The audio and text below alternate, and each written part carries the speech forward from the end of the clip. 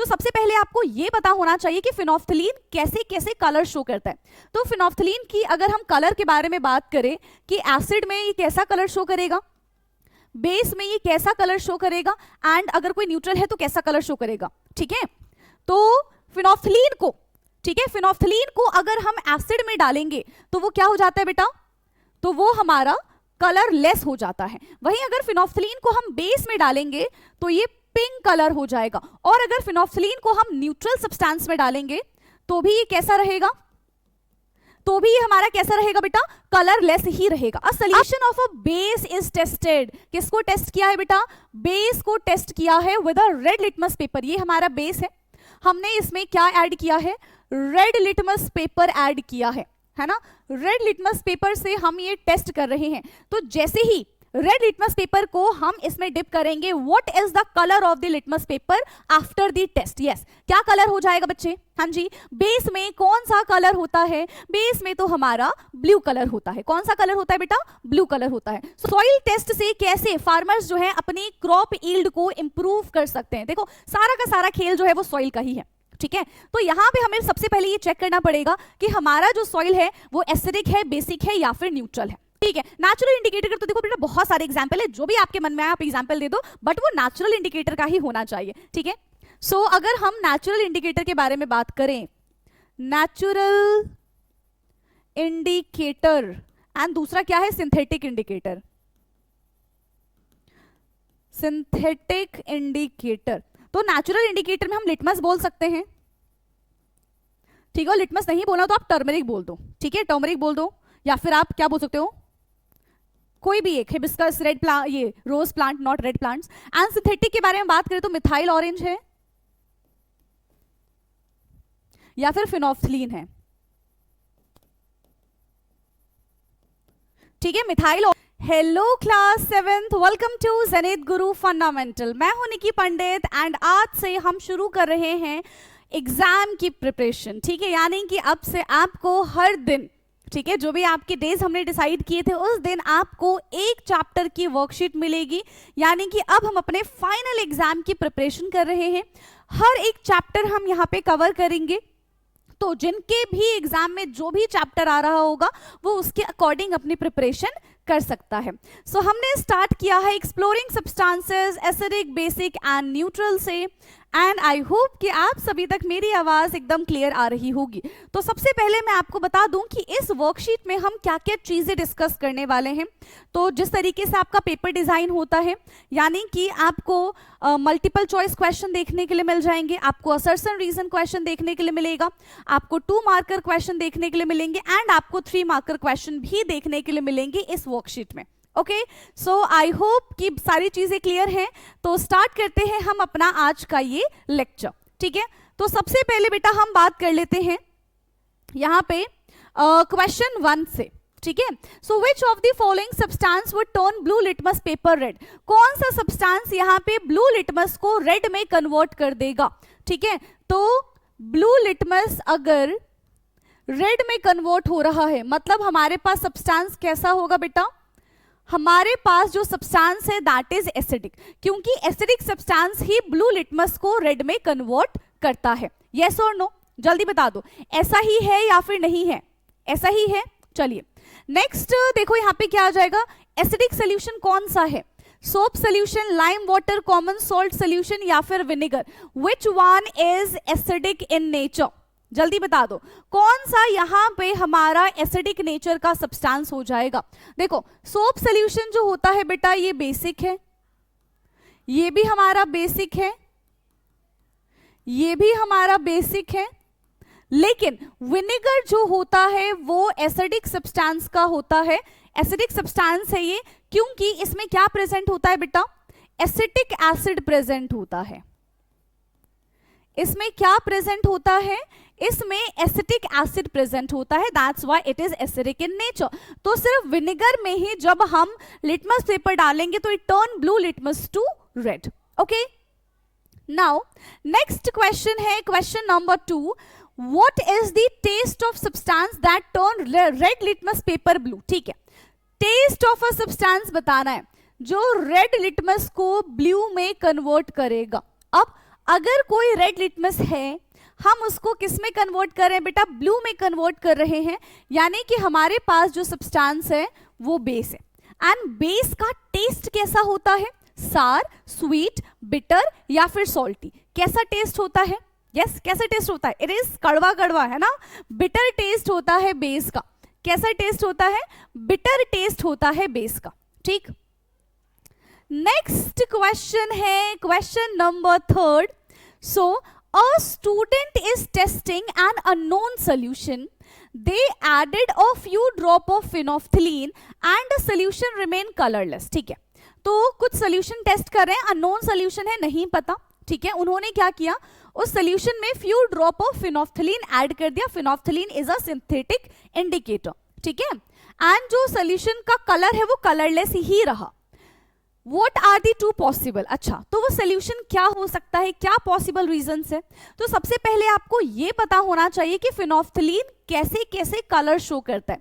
तो फिनोफ्थलीन की अगर हम कलर के बारे में बात करें कि एसिड में ये कैसा कलर शो करेगा, बेस में ये कैसा कलर शो करेगा, एंड अगर कोई न्यूट्रल है तो कैसा कलर शो करेगा।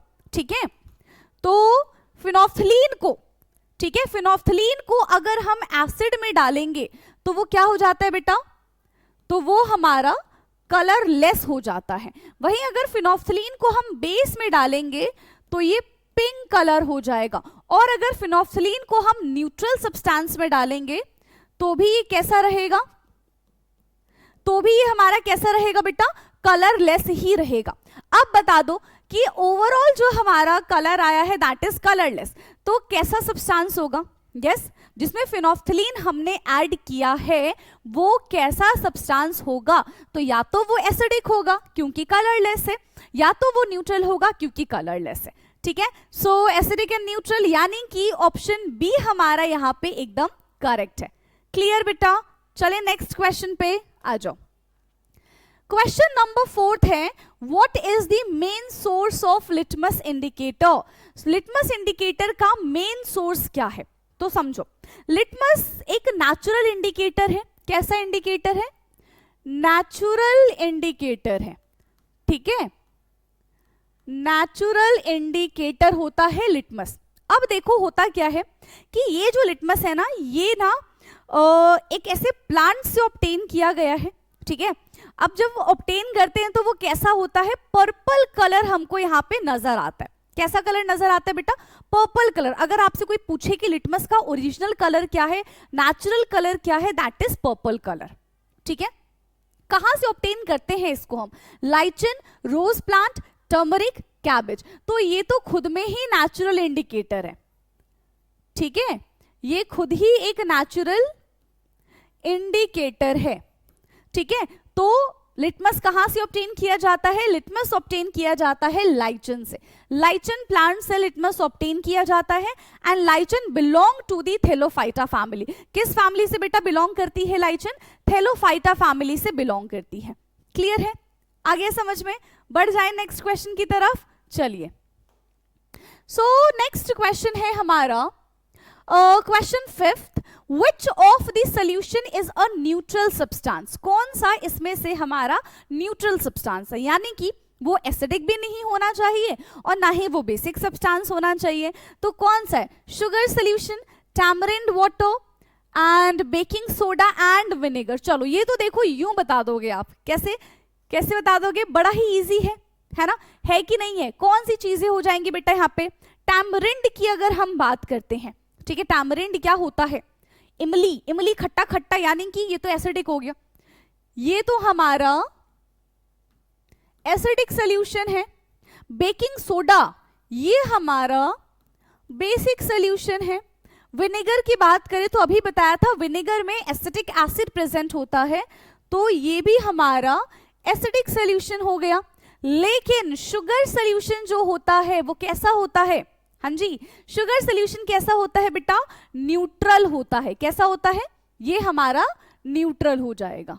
This is neutral. So for question number 5th option A हमारा करेक्ट हो जाएगा, that is sugar solution. Clear? चलो Now, next question is question number 6. Why is an ant bite painful? जब आपको चींटी, खास करके लाल वाली चींटी जब आपको काट लेती है तो क्या होता है? बहुत दर्द होता है और इवन स्वेलअप भी हो जाता है, रेड रेड भी हो जाता है। तो ऐसा क्यों होता है? Because it inject a basic liquid, वो हमारी बॉडी में बेसिक लिक्विड इंजेक्ट कर देती है, और it contain a corrosive substance, उनके स्टिंग में कोरोसिव सब्सटेंस प्रेजेंट होता है। It inject an acidic liquid, वो हमारी बॉडी में एसिडिक लिक्विड इंजेक्ट कर देती है, या फिर it is a neutralisation reaction. तो आपको ये बताना है कि पेनफुल क्यों होता है, वो क्यों होता है पेनफुल? क्योंकि उनके स्टिंग में प्रेजेंट होता है मीथेनोइक एसिड। कौन सा एसिड बेटा प्रेजेंट होता है? Methanoic acid. और वही मीथेनोइक एसिड जो एंट है वो हमारी बॉडी में इंजेक्ट कर देते हैं। सो क्या इंजेक्ट करते हैं? एसिडिक लिक्विड इंजेक्ट करते हैं। सो ऑप्शन सी करेक्ट हो जाएगा। It inject an acidic liquid. Clear? It inject an acidic liquid. And acidic liquid के बारे में बात करें तो कौन सा यहाँ पे एसिड होगा? That is methanoic acid. कौन सा एसिड है बच्चे? मीथेनोइक एसिड हो जाएगा। क्लियर? नाउ नेक्स्ट क्वेश्चन है question number 7. What is the main chemical characteristics that define a base? तो बेस को हम कैसे डिफाइन करेंगे? सो बेस जो है हमारा, ऑप्शन ए क्या है? feels slippery to the touch and taste sour. ठीक है, कैसा होता है बेस? ऐसे स्लिपरी सा होता है जब हम उसको टच करते हैं, ठीक है, एंड अगर हम उसको टेस्ट करेंगे तो वो सार हो जाएगा। That is definition of base. Is it correct? बता दो जल्दी। सेकेंड यहाँ पे लिखा हुआ है turn red litmus blue and taste bitter. ठीक है, रेड लिटमस को वो ब्लू में कन्वर्ट कर देगा और टेस्ट कैसा होगा इसका? बिटर बिटर, यानी कि कड़वा कड़वा इसका टेस्ट हो जाएगा। सी ऑप्शन है has an pH less than 7 and taste sour. Turn blue litmus paper red and feel soapy. C, अगर जब भी हम बेस के बारे में बात कर रहे होते तो सबसे पहला, ठीक है, सबसे पहला अगर पीएच के बारे में बात करते हैं तो मोर देन 7 होता है। पीएच मोर देन 7, पहली चीज। दूसरी चीज, इसके अगर हम टेस्ट के बारे में बात करें तो ये बिटर टेस्ट का होता है। तीसरा, अगर हम इसको टच करते हैं तो कैसा होता है ये? यस, सोपी टच होता है, इसका सोपी टच होता है। अब देख लो इसमें से जो भी चीजें मैच कर रही होंगी वो हमारा आंसर हो जाएगा। पहले कह रहे फील स्लिपरी टू टच, ये तो करेक्ट है, बट टेस्ट सार ये इनकरेक्ट हो जाएगा। सेकंड कह रहे turn red litmus paper blue. हाँ, रेड लिटमस पेपर को किस में कन्वर्ट कर देते हैं? ये ब्लू में कन्वर्ट कर देते हैं। This is correct. And taste bitter, yes, taste कैसा होता है इसका? कड़वा कड़वा टेस्ट होता है, इसका टेस्ट बिटर होता है। This is correct. तो आई थिंक मेरे हिसाब से ऑप्शन बी यहाँ पे करेक्ट होना चाहिए।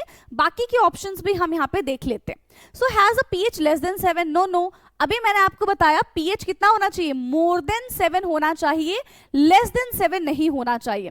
एंड टेस्ट सार, खट्टा टेस्ट होता है? बिल्कुल भी नहीं, बिटर टेस्ट होता है इसका। तो कैसा टेस्ट होता है बेटा?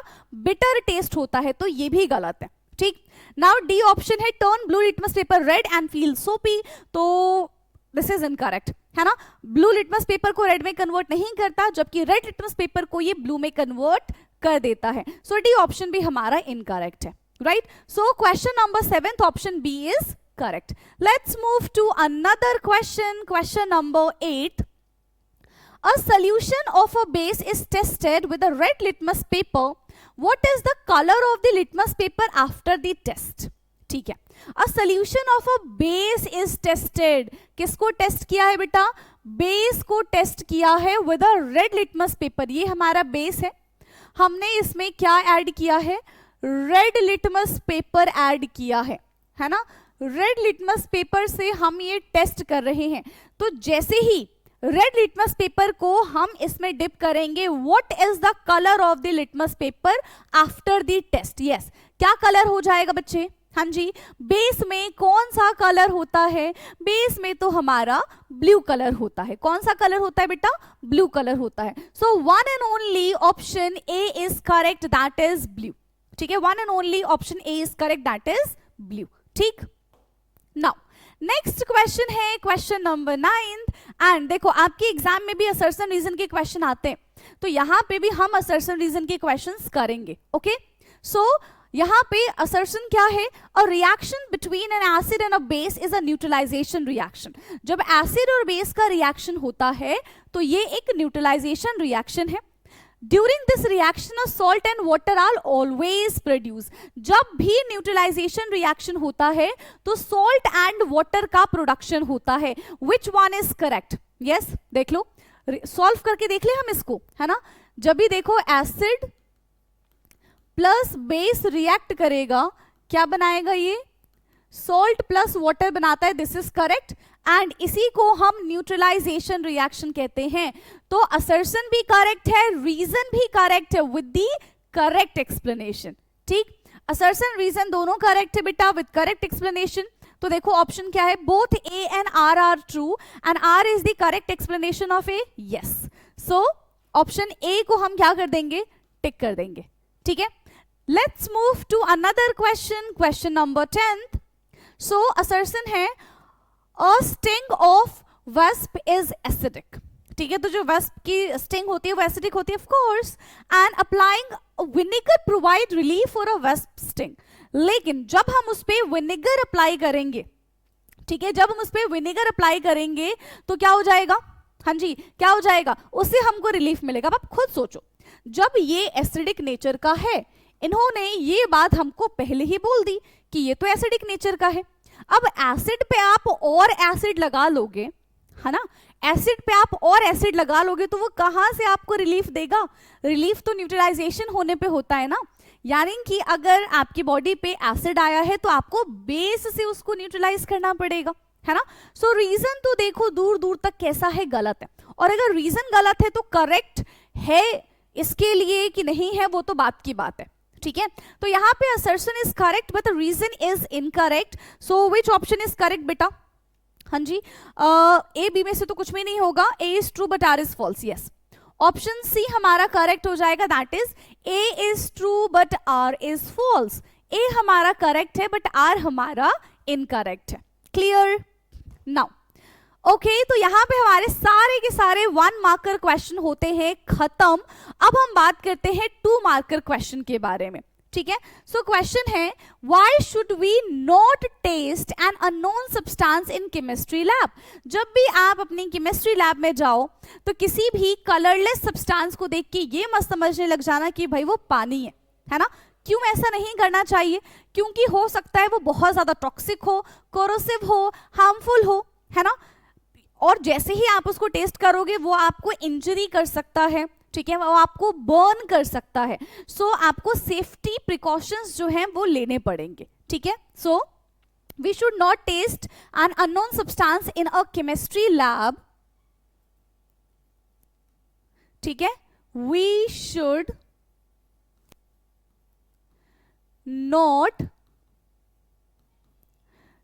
Test an unknown substance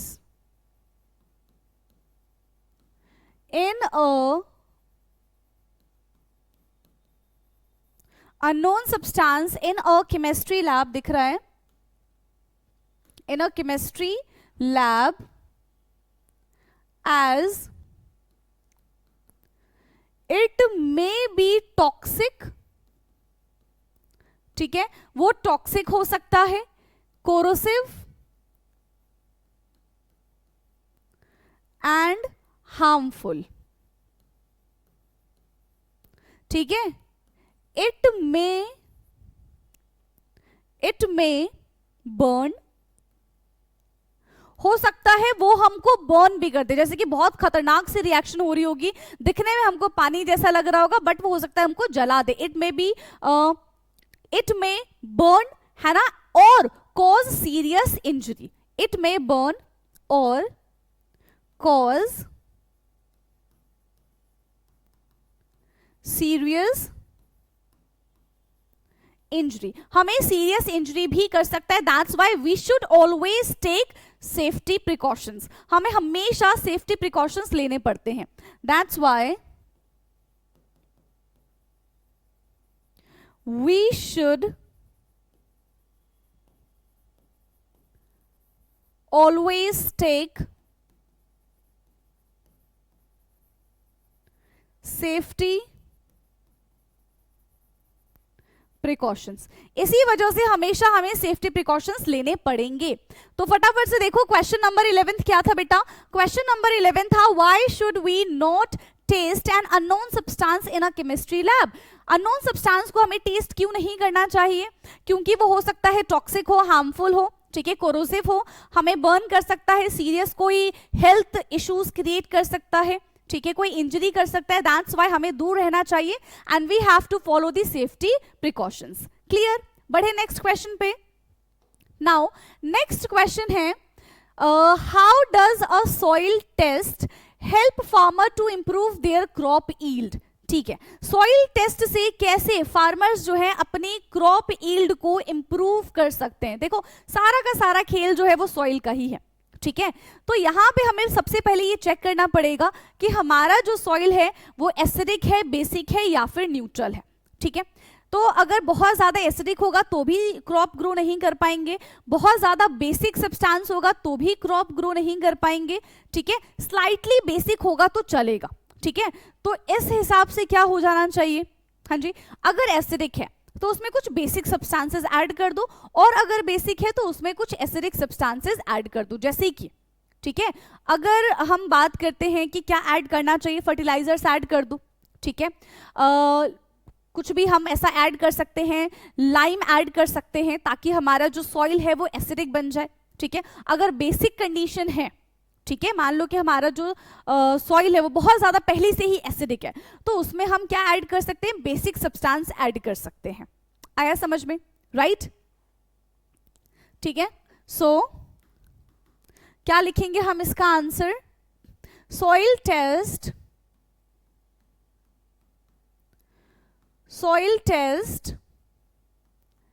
help farmers to improve their crop yield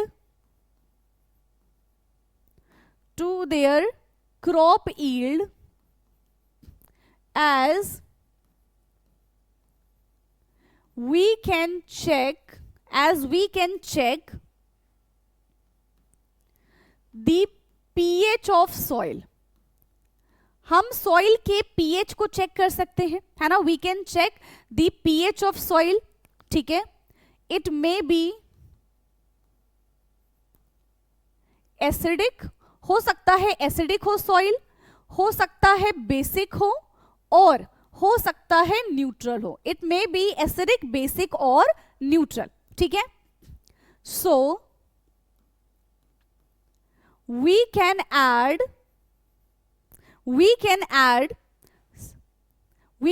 substance according to it। तो उसी के हिसाब से हम सब्सटेंस को ऐड करेंगे। क्या क्या चीजें हम इसमें ऐड कर सकते हैं? हम इसमें लाइम ऐड कर सकते हैं, ठीक है, और हम इसमें और क्या ऐड कर सकते हैं? एक तो हमने इसमें लाइम ऐड कर दिया विच इज बेसिक, ठीक है। हम इसमें फर्टिलाइजर्स ऐड कर सकते हैं, हम इसमें फर्टिलाइजर्स ऐड कर सकते हैं जो कि एसिडिक नेचर का होता है, हम मैन्योर ऐड कर सकते हैं जो कि एसिडिक नेचर का होता है। So we can add substance according to it. It may be lime, it may be fertiliser, it may be manure, ठीक है। That helps to improve the soil, that's help to improve the crop production, we can say crop production। ये crop production में help करता है, ठीक है, ये crop production में help करेगा। Now next question 13 is give one example of natural indicator and one example of synthetic indicator। ठीक है, नेचुरल इंडिकेटर तो देखो बेटा बहुत सारे एग्जाम्पल है, जो भी आपके मन में आए आप एग्जाम्पल दे दो, बट वो नेचुरल इंडिकेटर का ही होना चाहिए, ठीक है। सो अगर हम नेचुरल इंडिकेटर के बारे में बात करें, नेचुरल इंडिकेटर एंड दूसरा क्या है, सिंथेटिक इंडिकेटर। सिंथेटिक इंडिकेटर, तो नेचुरल इंडिकेटर में हम लिटमस बोल सकते हैं, ठीक है। लिटमस नहीं बोलना तो आप टर्मरिक बोल दो, ठीक है, टर्मरिक बोल दो, या फिर आप क्या बोल सकते हो, कोई भी एक, हिबिस्कस, रेड प्लांट, ये rose plant, not red plants. And synthetic के बारे में बात करें तो मिथाइल ऑरेंज है या फिर फिनोफ्थलीन है, ठीक है, मिथाइल ऑरेंज है या फिर फिनोफ्थलीन है। क्लियर, समझ में आया। Question number 12 and question number 13 फटाफट से इसको देखिए, फिर हम चलेंगे अपने नेक्स्ट क्वेश्चन की तरफ। नाउ नेक्स्ट क्वेश्चन है question number 14। So question 14 is explain why a solution of common salt is considered a natural substances। ठीक है, explain why the solution of common salt, ठीक है, common salt के solution को हम क्या consider करते हैं, not natural, it's neutral substance consider करते हैं। why, देखो, क्योंकि जो कॉमन सॉल्ट होता है ये किससे मिलके बनता है, ये strong acid and strong base से मिलके बनता है, तो इसके पास जितने H आयन प्रेजेंट होते हैं उतने ही OH नेगेटिव आयन भी प्रेजेंट होते हैं, ठीक है, और इस वजह से पॉजिटिव नेगेटिव एक दूसरे को कैंसिल आउट कर देते हैं, कोई कलर में चेंज नहीं आता है, ठीक है, एंड इसका pH भी 7 होता है, that's why it is considered as a neutral salt, ठीक है। तो solution of a common salt, so common salt is considered as a neutral substance, common salt is considered as a neutral substance, considered as a neutral substance because it, ठीक है, because it formed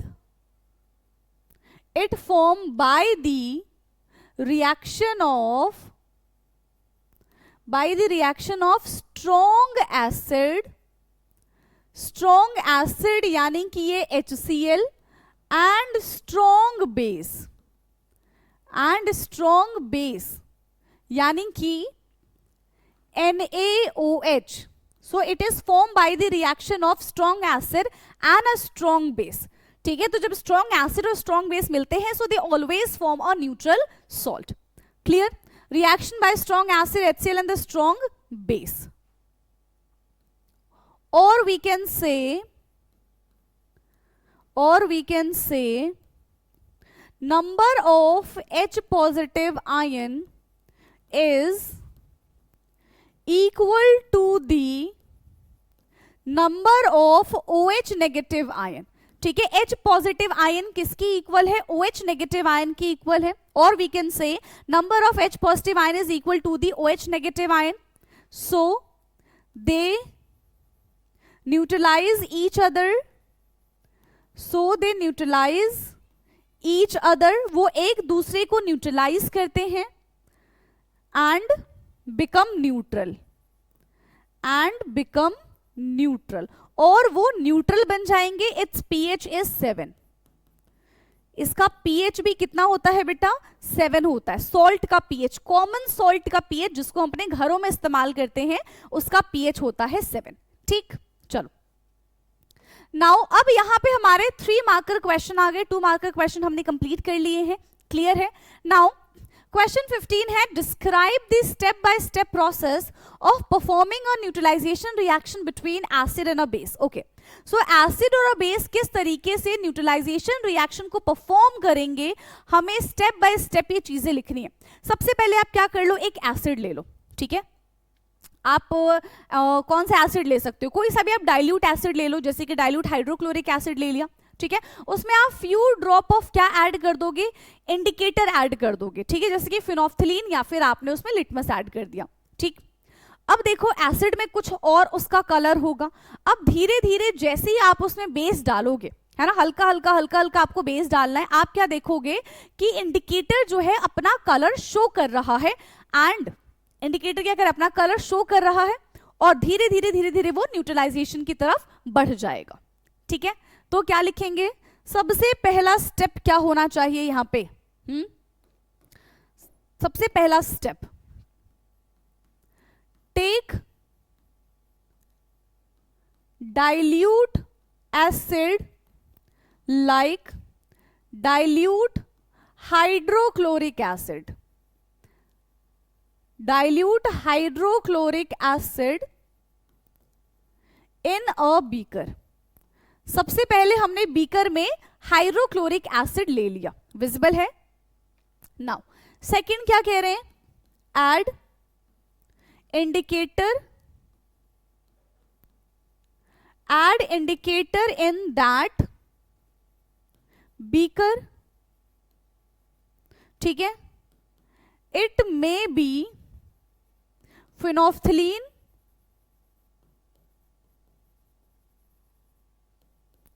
और litmus. ठीक है, हो सकता है कि आपने फिनोफ्थलीन लिया हो या फिर हो सकता है कि आपने लिटमस ले लिया. ठीक, अब इसमें आप क्या ऐड करोगे? Add base. ठीक है, add base drop by drop. अब जैसे ही आपने इंडिकेटर ऐड किया, इंडिकेटर को ऐड करने के बाद आपको क्या ऐड करना है बेटा? आपको इसमें बेस ऐड करना है. बेस आप क्या ले सकते हो? सोडियम हाइड्रोक्साइड ले सकते हो, और आपको उसको ऐड करना है और कंटिन्यूस उसको स्टिरिंग करनी है. ठीक है, समझ में आ रहा है? सो add base drop by drop with continuous stirring. ठीक है, इसके बाद हमको क्या दिखाई देगा? जैसे ही हम इसमें बेस डालेंगे, क्योंकि इसमें ऑलरेडी इंडिकेटर प्रेजेंट है. ठीक है, क्या हो जाएगा? Indicator show a colour change and it indicating the neutralisation. ठीक है, indicator show the colour change. Indicator क्या शो करेगा बेटा? इंडिकेटर कलर शो करेगा and indicating neutralisation. And indicating neutralisation and indicating neutralisation. और वो न्यूट्रलाइजेशन की तरफ बढ़ जाएगा. जैसे ही न्यूट्रलाइजेशन हो गया, हमारा रिएक्शन कंप्लीट हो गया. ठीक है, जैसे ही न्यूट्रलाइजेशन हो गया, हमारा रिएक्शन पूरी तरीके से कंप्लीट हो गया. अब ना इसमें अगर जो आप एक रिएक्शन लिख देते हो, ठीक है, तो आपका 3 नंबर का क्वेश्चन बन जाएगा. रिएक्शन कैसे? सबसे पहले तो आपको ये लिखना पड़ेगा, acid plus base give salt plus water. सबसे पहले आपने ये लिख दिया. दूसरा, अब आप एक एसिड और एक बेस को पूरा प्रॉपर रिएक्शन करके यहां पे दिखा दो. जैसे कि हमने HCl ले लिया, यहां पे हमने NaOH ले लिया, और यहां पे आपका NaCl बन गया, साथ ही साथ यहां पे आपका वाटर बन गया. ये इस तरीके का रिएक्शन शो कर दो. That's it. ठीक है, क्लियर है इतना? तो ये था हमारा क्वेश्चन 15. Now next question है question number 16. Explain the difference between an acidic, basic and a neutral solution based on their effect on litmus paper. तो litmus paper की वजह से क्या क्या कलर शो हो रहे हैं, उससे हमको acidic, basic and neutral substances का पता करना है. ठीक है, पता कर पाओगे? यस मैम, पता कर लेंगे. सबसे पहले हम बात करते हैं एसिडिक सब्सटेंस के बारे में. ठीक है, एसिडिक सोल्यूशन है हमारे पास. ठीक है, तो एसिडिक सोल्यूशन में हमको बेटा क्या देखने के लिए मिलेगा? यस, एसिडिक सोल्यूशन में हमको क्या देखने के लिए मिलेगा? जैसे ही इसमें हम लिटमस पेपर डालेंगे, है ना, तो turn blue litmus to red, और रेड लिटमस डालेंगे तो कोई कलर चेंज नहीं आएगा. ठीक है, so turn blue litmus red and with red litmus no change. with red litmus कोई भी चेंज हमें देखने के लिए नहीं मिलेगा. ठीक है, तो ये हमारा एसिडिक सॉल्यूशन का हो गया. Now basic solution. Basic solution, so basic solution में क्या हो जाएगा बेटा? Turn red litmus blue, turn red litmus blue and with blue litmus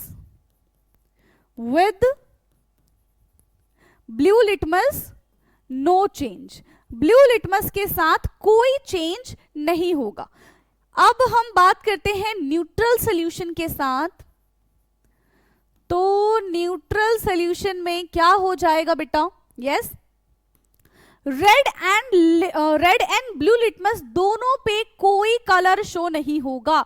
shows no change in either red और ब्लू लिटमस पेपर. ठीक है, show no change in either red or blue litmus paper. Red और blue litmus paper दोनों पे एक भी change नहीं दिखेगा. ठीक है, this is called neutral solution. देख लो इसको फटाफट से, बेहद आसान क्वेश्चन था. अब हम चलते हैं अपने लास्ट क्वेश्चन पे. आज की क्लास का हमारा आखिरी क्वेश्चन है. ठीक है, इसके बाद हमारी वर्कशीट हो जाएगी खत्म. ठीक, चलो. सो क्वेश्चन नंबर 17 क्या है? A student add a few drop of phenolphthalein to a colorless solution and it turn pink. ठीक है, few drop of phenolphthalein add किया एक कलरलेस सोल्यूशन में और वो कलरलेस सोल्यूशन फिर किस में कन्वर्ट हो गया? पिंक कलर में कन्वर्ट हो गया. बहुत बढ़िया. ठीक है, what would happen if now add a few drop of hydrochloric acid to the mixture?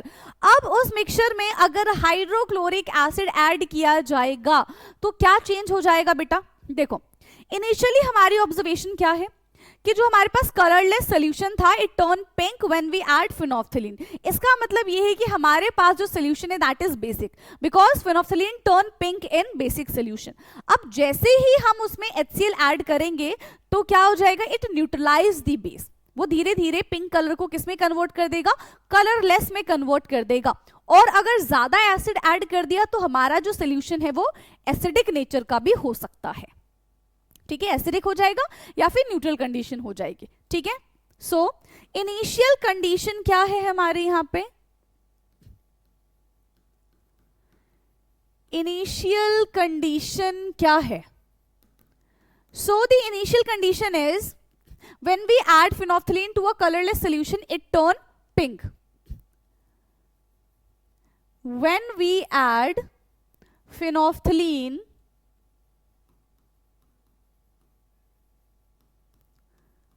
to a colorless solution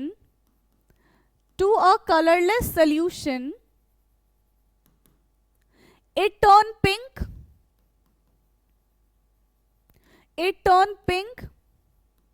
That means the solution is basic in nature. मतलब हमारे पास जो सोल्यूशन है वो कैसे नेचर का है? Solution is basic in nature. ठीक है, सोल्यूशन जो है वो बेसिक नेचर का है. क्यों? बिकॉज फिनोल्फथलीन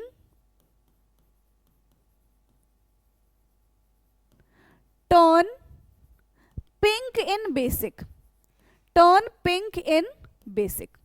ठीक है, क्यों? क्योंकि फिनोल्फथलीन जो है वो पिंक कलर में कन्वर्ट हो जाता है बेसिक में. राइट, तो ये तो हमारी इनिशियल कंडीशन थी. ठीक है, अब हम कंडीशन चेक कर रहे हैं जब हम उसमें एसिड ऐड कर देंगे. ठीक है, एडिंग हाइड्रोक्लोरिक एसिड. अब हम इसमें क्या कर रहे हैं? Adding hydrochloric acid. अब हमने इसमें क्या ऐड कर दिया बेटा? अब हमने इसमें हाइड्रोक्लोरिक एसिड ऐड कर दिया.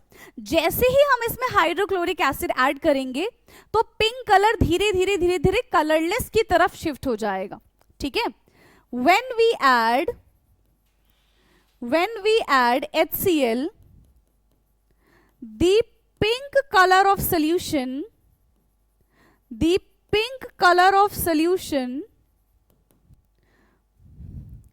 start fade and become colorless. ठीक है, वो फेड होना शुरू हो जाएगा और वो कलरलेस हो जाएगा. दैट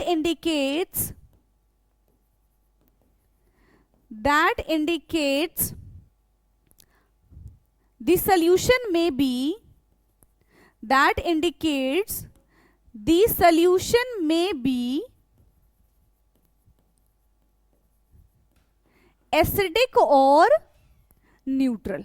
ठीक है, ये क्या बता रहे हैं कि हमारे पास जो सोल्यूशन है वो हो सकता है एसिडिक हो या फिर वो न्यूट्रल हो। ठीक है, क्योंकि एसिडिक में भी कलरलेस होता है और न्यूट्रल में भी कलरलेस ही होता है। तो ये था हमारा क्वेश्चन नंबर 17 जो कि 3 मार्क का क्वेश्चन था। एंड यहाँ पे हमने पूरी की पूरी अपनी वर्कशीट कर ली है कंप्लीट। सो आई होप कि सारे के सारे क्वेश्चंस आपको समझ में आए होंगे। प्लस अगर कोई भी डाउट होता है तो you know what you have to do, right? आपको कमेंट करके पूछ लेना है। साथ ही साथ आप ग्रुप में भी जुड़ जाइए जिसका लिंक आपको डिस्क्रिप्शन में मिल जाएगा, वहां पे भी आप क्वेश्चन पूछ सकते हैं। प्लस अगर किसी भी टॉपिक में आपको दिक्कत आ रही है तो वो स्पेसिफिक टॉपिक भी आप वहां पे पूछ सकते हैं। क्लियर है?